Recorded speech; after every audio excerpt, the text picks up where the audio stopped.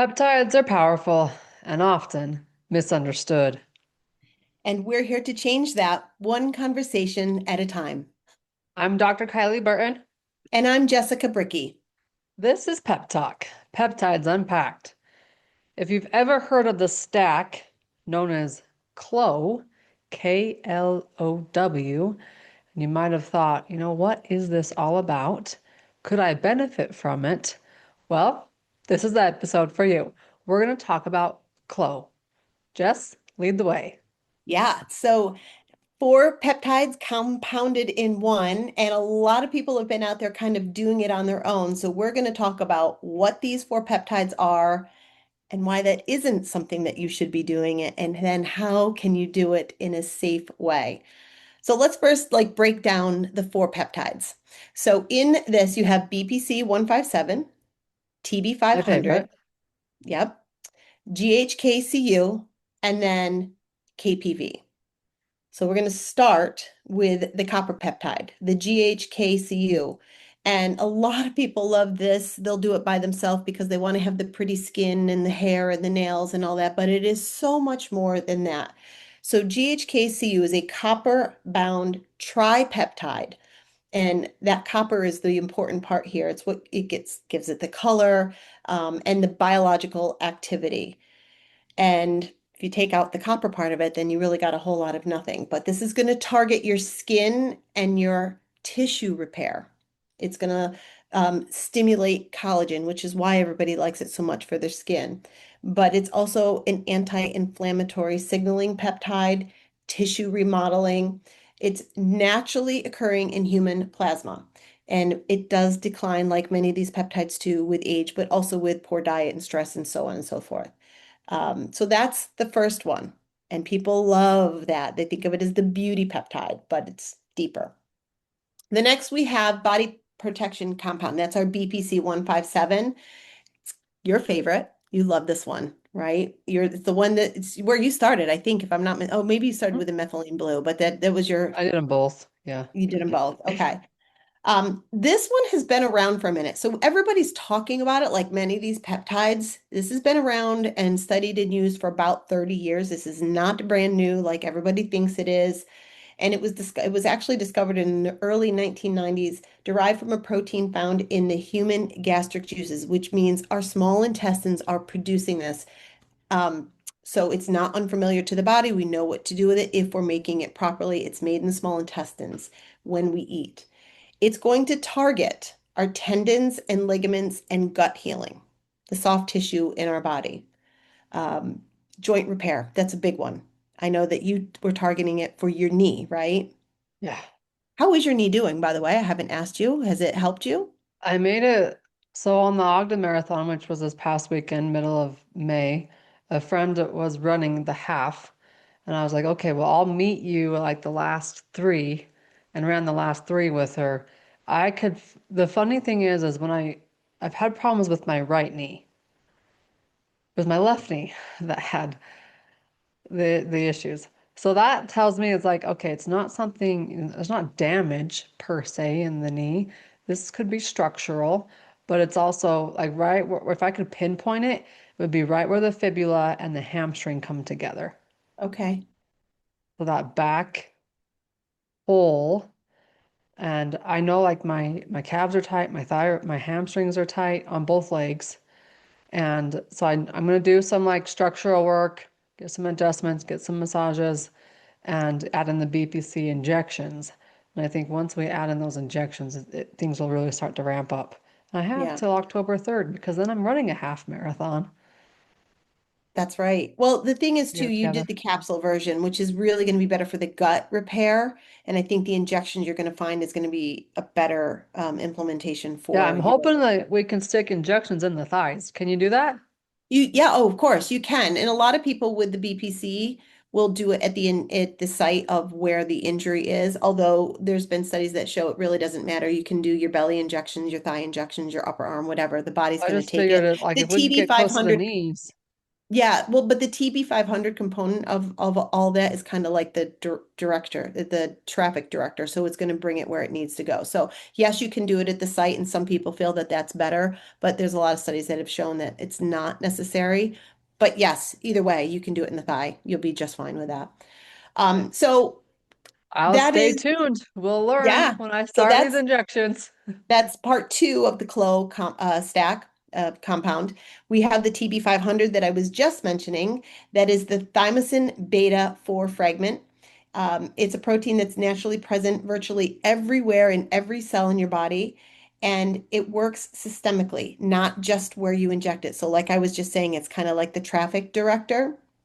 It's going to target muscle repair, inflammation reduction, tissue regeneration, flexibility, and range of motion, which is awesome, especially when we're in this age of so many people having like shoulder injury, knee. That is a big one for that. Well, that And conversation we had with Heidi on the previous episode, um, when she's like, I tore my hamstring and it rolled down her leg. I watched my brother do the same thing his oof, senior year of high school, first track meet of the season, oh, that's right. I remember you talking about and that. he's getting scouted by different colleges, and he loses hamstring right off the bat. Mm. And he had struggles with it for the next 5 years, still has struggles with it now, 15 years later. And it's like I just wonder what would have been different with recovery if we had access to the peptides I like we would have do been now. completely different for sure. Yeah. So TB 500 we often see stacked with the BPC 157 by itself. It's referred to as the Wolverine stack. And there is some overlap, but they have very distinct repair jobs. So far in the KLOW stack, we've now got the GHKCU, we've got the BPC 157 and the TB 500.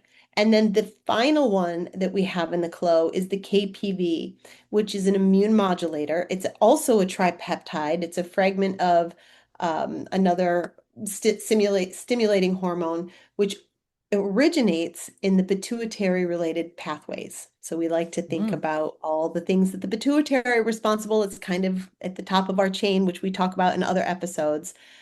This is a very powerful anti-inflammatory and immune modulating peptide, but we are going to think gut, we're going to think skin, systemic response with this one.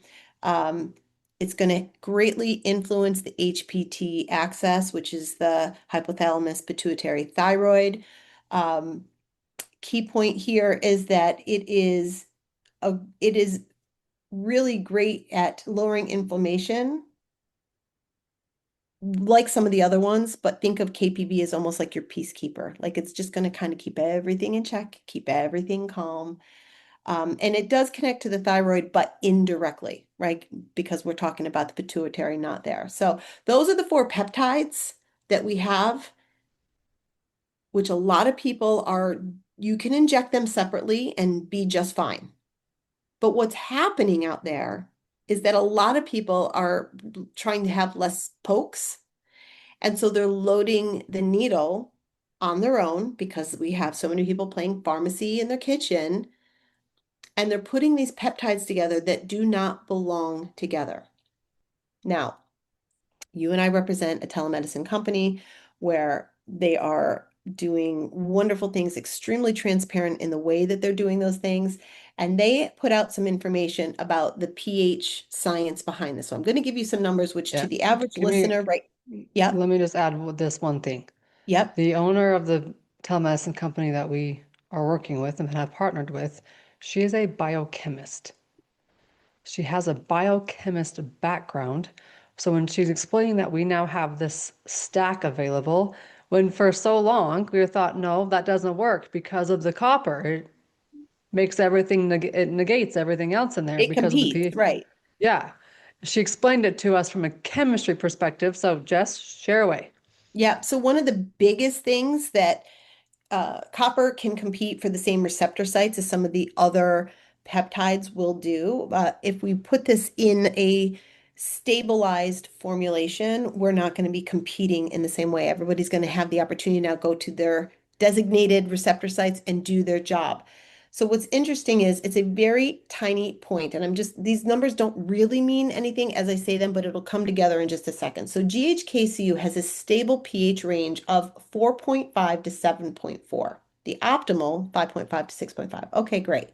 BPC 157 is 5.0 to 7.5. The optimal range, 6.5 to 7.0, right? So GHK was 5.5 to 6.5. Now BPC's optimal range is 6.5 to 7. TB500, their stable range is 5.5 to 7.5. Their optimal range is 6.5 to 7.0. And then you have KPV, whose their stable range 5.0 to 7.5, and the optimal range is 6.0 to 7.0. What does that all mean? In each and every one 6.5 of is those, the there's happy only, number.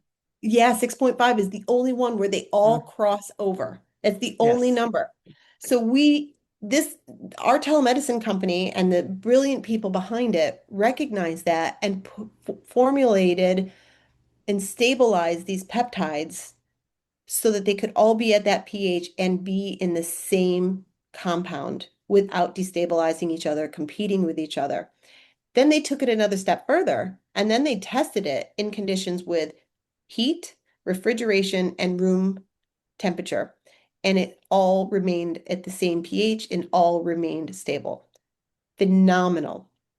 So the proof of these particular peptides in our body is very clear. We know what each one of these things do. There's a ton of science behind each one. It's why people want to use them all together because they all have such incredible benefits on their own.